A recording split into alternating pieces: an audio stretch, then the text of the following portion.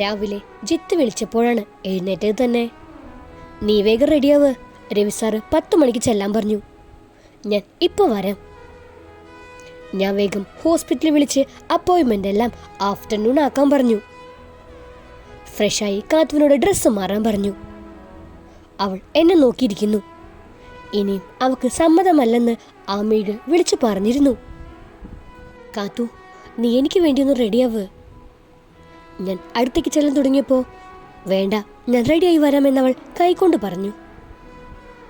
കാറിലിരിക്കുമ്പോൾ പലതവണ തിരിഞ്ഞു നോക്കിയെങ്കിലും കാത്തുവിനെ അവഗണിച്ച് പുറത്തേക്ക് നോക്കിയിരുന്നു. എനിക്ക് ചെറിയ വേദന തോന്നിയെങ്കിലും അവൾക്ക് എന്നെ മനസ്സിലാവും എന്ന പ്രതീക്ഷയുണ്ടായിരുന്നു. എടാ, നീ അവിടെയെല്ലാം നോക്കിയും കണ്ടും ചെയ്തേക്കണം. രവി സാറ് ഞാൻ ഒരു തരത്തിലാണ് സമ്മതിപ്പിച്ചത്. അതൊന്നും കുഴപ്പമില്ല ജിത്തെ, വേറെ പ്രശ്നമൊന്നും ഉണ്ടാവാതിരുന്നാൽ മതി. ഞങ്ങൾ രജിസ്റ്റർ ഓഫീസിൽ ചെല്ലുമ്പോൾ എല്ലാം റെഡിയായിരുന്നു. ഞാൻ കാത്തുവിൻ്റെ കൈ പിടിച്ച് ഇറക്കാൻ നോക്കിയെങ്കിലും അവൾ എൻ്റെ കൈ തട്ടി മാറ്റി. ജിത്ത് സാരമില്ലെന്നെ കണ്ണ് കാണിച്ചു. ഞാൻ അമ്മയോട് മനസ്സിൽ മാപ്പ് പറഞ്ഞ് സൈൻ ചെയ്തു. കാത്തു നിറക്കണ്ണുകളോടെ എന്നെ നോക്കി നിൽപ്പുണ്ടായിരുന്നു. അവളോട് സൈൻ ചെയ്യാൻ രവി സാർ പറഞ്ഞപ്പോൾ വിറയിലൂടെ സൈൻ ചെയ്ത് എന്നെ നോക്കി. കാത്തു, നീ ഇങ്ങനെ വിഷമിച്ച് നിൽക്കാതെ, എല്ലാം ശരിയാവും. അവളുടെ കാതിൽ പറഞ്ഞപ്പോൾ അവൾ മുഖം കുനിച്ചു നിന്നു. രവി സാർ ഏർപ്പാടാക്കിയ 2 സാക്ഷികളും സൈൻ ചെയ്ത് ഞങ്ങൾ എല്ലാം സെറ്റിൽ ചെയ്തു. ഇറങ്ങാൻ നേരം രവി സാറ് പറഞ്ഞു, ഒരു 30 ദിവസം ഈ കുട്ടിയൊന്ന് മാറി നിൽക്കുന്നതാ ബുദ്ധി. എന്താന്ന് വെച്ചാ നിങ്ങളൊന്ന് ആലോചിച്ച് തീരുമാനിക്കേ. അത് കേട്ട് കാത്തു പേടിയോടെ എന്നെ നോക്കി. ഒന്നുമില്ലടാ, ഞാൻ അവളുടെ കയ്യിൽ പിടിച്ചു. അവൾ എതിർത്തെങ്കിലും ഞാൻ അത് കാര്യാക്കിയില്ല. തിരിച്ച് ഞങ്ങളെ വീട്ടിലാക്കി ജിത്ത് പോയി. കാത്തു റൂമിൽ കയറി വാതിലടയ്ക്കുന്നത് ഞാൻ വേദനയോടെ നോക്കി നിന്നു. ഫുഡുണ്ടാക്കി വിളിച്ചിട്ടും അവൾ കതക് തുറന്നില്ല. ഞാൻ ഹോസ്പിറ്റലിൽ പോവാ, ഫുഡ് കഴിച്ചിട്ട് വാതിലടച്ചിരുന്നോ. അത് കേട്ടപ്പോൾ അവൾ പതിയെ ഇറങ്ങി വന്നു. ഇരിക്ക്, ഞാൻ കുറച്ച് കടുപ്പിച്ച് പറഞ്ഞു. അപ്പൊ പെണ്ണ് വന്നിരുന്നു. അപ്പോൾ പേടിപ്പിച്ച അനുസരണയൊക്കെ ഉണ്ട്, ഞാൻ മനസ്സിൽ പറഞ്ഞു. പ്ലേറ്റ് നീക്കി വെച്ച് കൊടുത്തിട്ടും അവൾ കഴിച്ചില്ല. ഞാൻ ഒരു ഉരുളയെടുത്ത് നീട്ടിക്കൊണ്ട് പറഞ്ഞു, കാർത്തിക വാ തുറക്ക്. എൻ്റെ സ്വരത്തിൻ്റെ വ്യത്യാസം കണ്ടിട്ടാവണം. നിറകണ്ണുകളോടെ മുഴുവൻ കഴിച്ചു. ഇനി നല്ല കുട്ടിയായിട്ട് ഇരുന്നോട്ടോ, ഞാൻ പോയിട്ട് വരാം. അവൾ പെട്ടെന്ന് കൈ പിടിച്ച് പോവല്ലേ, എനിക്ക് പേടിയാന്ന് കാണിച്ചു. ഇന്നൊരു ദിവസം കൂടി കാത്തു തനിച്ചിരിക്കണം. നാളെ ഞാൻ തന്നെ സുരക്ഷിതമായിട്ട് എങ്ങോട്ടേലും മാറ്റാം. ആര് വന്ന് ബെല്ലടിച്ചാലും വാതിൽ തുറക്കണ്ടാട്ടോ. ഞാൻ അവളെ ചേർത്ത് നിർത്തി പറഞ്ഞു. അവൾ മുഖം വീർപ്പിച്ച് തലയാട്ടി. എടി ഭാര്യയെ, നീ ഇങ്ങനെ പിണങ്ങാതെ. ഞാൻ ചിരിച്ചുകൊണ്ട് അവളുടെ നെറുകയിൽ അധരങ്ങൾ ചേർത്തു. എന്നെ തള്ളിമാറ്റി അവൾ മാറി നിന്നു. മൊബൈൽ ചാർജ് ചെയ്ത് വെച്ചിരിക്കുന്നത് അവളുടെ കൈ കൊടുത്തു. വാട്സപ്പും സെറ്റ് ചെയ്ത് അവൾക്ക് കാണിച്ചു കൊടുത്തു. എന്തെങ്കിലും ഉണ്ടെങ്കിൽ മെസ്സേജ് അയച്ചാൽ മതി. അവൾ തലയാട്ടെ. ഈ പിണക്കം മാറ്റി മിടുക്കിയാവണോട്ടോ ഞാൻ വരുമ്പോഴേക്കും. അവൾ കൂർപ്പിച്ചു നോക്കി. ഞാനിറങ്ങി അവളോട് വാതിലടയ്ക്കാൻ പറഞ്ഞു. ആ മുഖത്തെ ഭയം എൻ്റെ നെഞ്ചിൽ വേദനയുണ്ടാക്കി. പെട്ടെന്ന് വരാട്ടോ. അവൾ തലയാട്ടി വാതിലടച്ചു. ഡ്രൈവ് ചെയ്യുമ്പോഴെല്ലാം അകാരണമായ ഭയം എനിക്കും തോന്നി തുടങ്ങി. ഹോസ്പിറ്റലിൽ ചെന്നപ്പോൾ നല്ല തിരക്കായിരുന്നു. അവളുടെ മെസ്സേജൊന്നും കാണാത്തതുകൊണ്ട് കുഴപ്പമൊന്നുമില്ലെന്ന് ആശ്വസിച്ചു. പെട്ടെന്ന് ഒരു എമർജൻസി വന്നു. തിയേറ്ററിൽ നിന്നും ഇറങ്ങിയപ്പോൾ മണിക്കൂറുകൾ കഴിഞ്ഞിരുന്നു. തിരിച്ചു വന്ന് മൊബൈൽ എടുത്ത് നോക്കിയപ്പോൾ അവളുടെ കുറേ മിസ്ഡ് കോളുണ്ട്. മെസ്സേജ് എടുത്ത് നോക്കിയപ്പോൾ കണ്ടു, ഡോക്ടർ ആരോ വന്ന് വാതിൽ തുറക്കാൻ നോക്കുക, പെട്ടെന്ന് വാ, എനിക്ക് പേടിയാവുന്നു. അമ്മയുടെ കോള് കണ്ടെങ്കിലും ഞാൻ കാറിൻ്റെ കീയെടുത്ത് ഇറങ്ങി ഓടുകയായിരുന്നു. കാറിന് സ്പീഡ് കുറവുള്ളതുപോലെ തോന്നി. വീട്ടിലോട്ട് കയറുമ്പോൾ തന്നെ കണ്ടു മുറ്റത്ത് കിടക്കുന്ന കാറ്. എൻ്റെ നെഞ്ചിടിപ്പ് ഉയർത്തി. കാത്തു, അവള്. ഞാൻ വണ്ടിയിൽ നിന്നിറങ്ങി. പുറത്തിരിക്കുന്നവരെ കണ്ടപ്പോൾ എന്ത് ചെയ്യണമെന്ന് അറിയില്ലായിരുന്നു. വീടിൻ്റെ പടികൾ കയറുമ്പോൾ എൻ്റെ കാല് ഇടറുന്നുണ്ടായിരുന്നു. സിറ്റ് ഔട്ടിലെ ചെയറിൽ അമ്മയും അപ്പച്ചി ഇരിക്കുന്നുണ്ടായിരുന്നു. ശ്രുതി അരഭിത്തിയിലും. ഞാൻ എന്തു പറയണം എന്നറിയാതെ നിന്നു. എന്താ അമ്മ എല്ലാരും കൂടെ? എന്താ കുട്ട നീ ഫോൺ എടുക്കാതിരുന്നേ? എത്ര തവണ വിളിച്ചു? ഞങ്ങൾ സീതച്ചിറ്റയുടെ പുതിയ ഫ്ലാറ്റിന്റെ ഹൗസ് വാമിംഗ് കഴിഞ്ഞു വരുന്ന വഴിയാ. നീ വീട്ടിലോട്ട് വന്നിട്ട് എത്ര ദിവസമായി? അപ്പോ നിന്നെ കൂടി ഇത് കണ്ടിട്ട് പോവാന്ന് ശ്രുതി മോളാ പറഞ്ഞേ. ശ്രുതി വശ്യമായി ചിരിച്ചുകൊണ്ട് എന്നെ നോക്കി. തിയേറ്ററിലായിരുന്നമ്മേ, കണ്ടില്ല. നിന്നെ കാണാത്തപ്പോ ഞങ്ങൾ പോവാൻ നിന്നതാ. പക്ഷെ കുറച്ച് വെള്ളം കുടിക്കാൻ എന്റെ കയ്യിലുള്ള കീ കൊണ്ട് വാതിൽ തുറക്കാൻ നോക്കിയപ്പോ അകത്തു നിന്നും പൂട്ടിയിരുന്നു. രാമനകത്തുണ്ടോ? എന്താ പിന്നെ തുറക്കാത്തേ? അമ്മ മാത്രമായിരുന്നെങ്കിൽ എങ്ങനെയെങ്കിലും കാര്യം പറയായിരുന്നു. എന്റെ മറുപടിക്കായി കാതോർത്ത് നിൽക്കുന്ന അപ്പച്ചയെയും ശ്രുതിയെയും കണ്ടപ്പോ പറയാൻ പോകുന്നത് വേണ്ടെന്ന് വെച്ചു.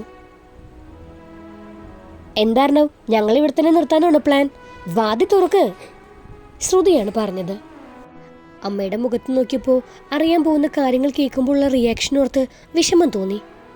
ഇതുവരെ വാക്കുകൾ കൊണ്ട് പോലും വേദനിപ്പിച്ചിട്ടില്ല. ഞാൻ വാതിലിൽ മുട്ടി. കാർത്തിക, വാതിൽ തുറക്ക്. അപ്പച്ചിയുടെയും ശ്രുതിയുടെയും മുഖഭാവം തിരിഞ്ഞു നോക്കാതെ തന്നെ എനിക്ക് അറിയാമായിരുന്നു. കാത്തു വാതിൽ തുറന്ന് മാറി നിന്നു. അവളുടെ മുഖത്ത് കളത്തരം പിടിക്കുന്ന ഒരു കുഞ്ഞു കുട്ടിയുടെ ഭാവമായിരുന്നു.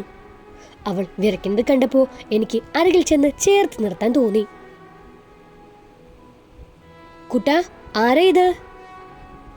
ഓ, ഇതാണോ നീ വീട്ടിലോട്ട് വരാതെ ഇവിടെ തന്നെ നിൽക്കുന്നതിന്റെ കാരണം? അപ്പച്ചി ചോദിച്ചു.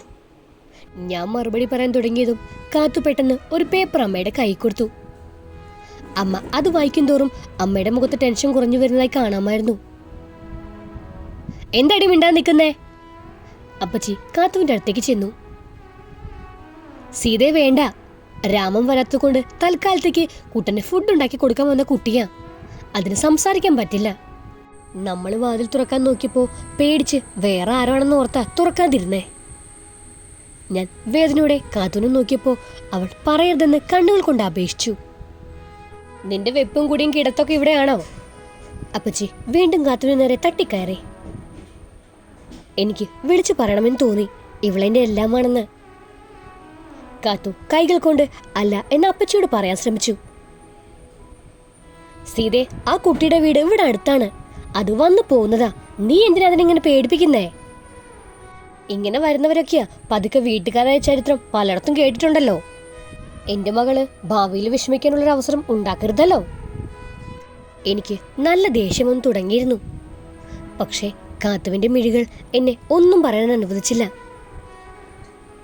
എടി, എനിക്ക് കുടിക്കാൻ എന്തെങ്കിലും എടുത്തോണ്ട് വാ. അത്ര നേരം നാടകം കാണുന്ന ലാവകത്തോടെ നിന്ന് ശ്രുതി കാത്തുവിനോട് ആജ്ഞാപിച്ചു.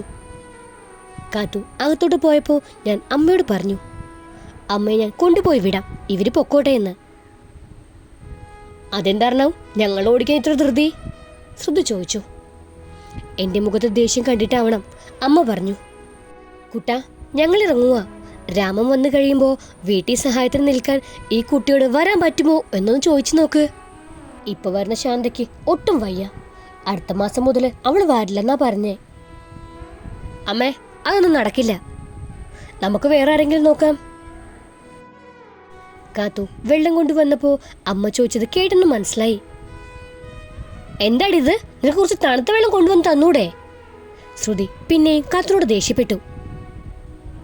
ശ്രുതി വേണ്ട. ഞാൻ ശബ്ദമുയർത്തി. അതെന്താ? അവളിവിടുത്തെ വേലക്കാരിയല്ലേ. അവളോട് ദേഷ്യപ്പെടുന്നതിന് അർണവിനെന്താ വിഷമം? അപ്പച്ചി പിന്നെയും തുടങ്ങി.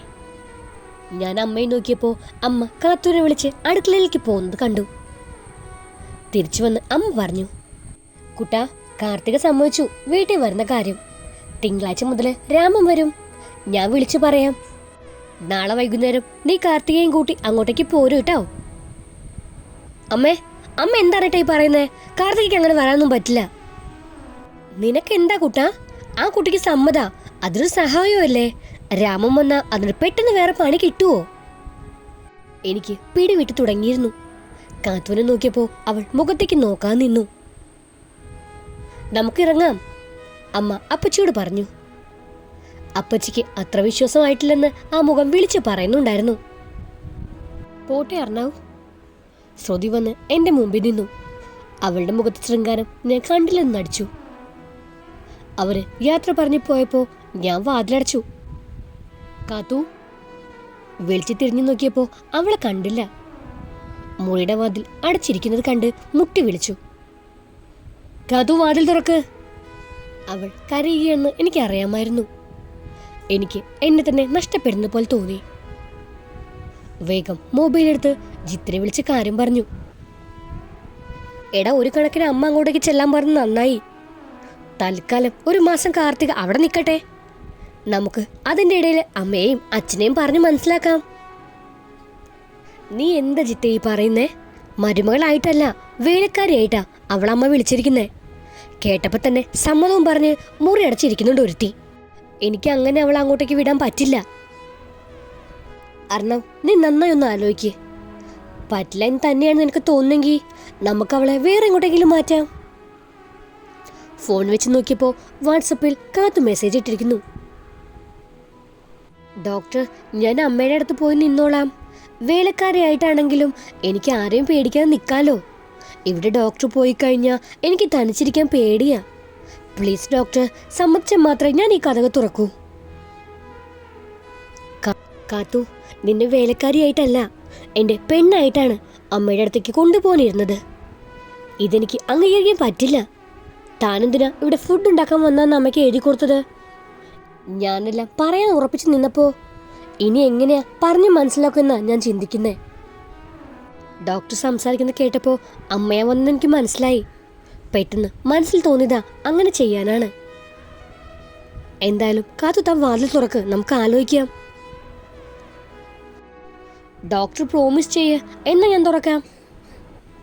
ഞാൻ വാതിലിൽ മുട്ടി പറഞ്ഞു. പെണ്ണേ, എനിക്ക് ദേഷ്യം വരുമേ. വാതിൽ പൊളിച്ച് അങ്ങോട്ടേക്ക് വരണ്ടെന്നുണ്ടെങ്കിൽ തുറന്നോ. കാത്തു വാതിൽ തുറന്ന് ഇറങ്ങി വന്നു. മുഖം വീർപ്പിച്ച് പിടിച്ചിട്ടുണ്ട്. അത് കണ്ടപ്പോൾ ചിരി വന്നെങ്കിലും ചോദിച്ചു.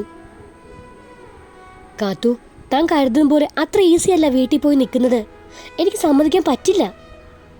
മുഖം കുനിച്ചു നിന്ന് ഫോണിൽ കുത്തുന്ന കണ്ടപ്പോൾ വാട്സപ്പിൽ മെസ്സേജ് വന്നു. എന്നെ കല്യാണം കഴിക്കണമെന്നുള്ളത് ഡോക്ടർ തീരുമാനമായിരുന്നില്ലേ? ഇത് എൻ്റെ തീരുമാനമെന്ന് കൂട്ടിക്കോ. ഞാൻ അമ്മയുടെ അടുത്തേക്ക് പോകും. ഡേ കാത്തു, ചുമ്മാ ഓർന്ന് പറയണ്ട. എൻ്റെ പെണ്ണിനെ വേലക്കാരിയാക്കാൻ എനിക്ക് പറ്റില്ല. എനിക്ക് തൽക്കാലം ഈ പദവി മതി. കല്യാണം കഴിക്കാൻ പറ്റിയ ആളാണല്ലോ ഇന്ന് വന്നേ. ഡേ കാത്തു, ചുമ്മാ വഴക്കുണ്ടാക്കല്ലേ. അവൾ മുഖം വീർപ്പിച്ച് സെറ്റിയിൽ പോയിരുന്നു. ഞാൻ അടുത്ത് പോയിരുന്നു ചോദിച്ചു, കാത്തു, താൻ എന്തെങ്കിലും കഴിച്ചോന്ന്. അവൾ കൂർപ്പിച്ചെന്നെ നോക്കി. ഞാൻ വന്നിട്ട് കഴിക്കാൻ നോക്കിയിരിക്കുമായിരുന്നു എന്ന് ആ മെയ്കൾ പറഞ്ഞത് എനിക്ക് കാണായിരുന്നു. എന്നാല് എൻ്റെ പെണ്ണ് പോയി കഴിക്കാൻ എടുത്തു വെക്ക്. അവൾ പോകുന്നത് നോക്കിയിരിക്കുമ്പോൾ മനസ്സിന് വല്ലാത്ത ആശങ്കയായിരുന്നു. ഈ ലവ് സ്റ്റോറിയുടെ ബാക്കി കേൾക്കാൻ നിങ്ങൾക്ക് താല്പര്യമുണ്ടെങ്കിൽ സബ്സ്ക്രൈബ് ചെയ്ത് സപ്പോർട്ട് ചെയ്യുക. കൂടുതൽ തന്നെ ബെല്ലൈക്കണും പ്രസ് ചെയ്യാൻ മറക്കരുത്. Thank you.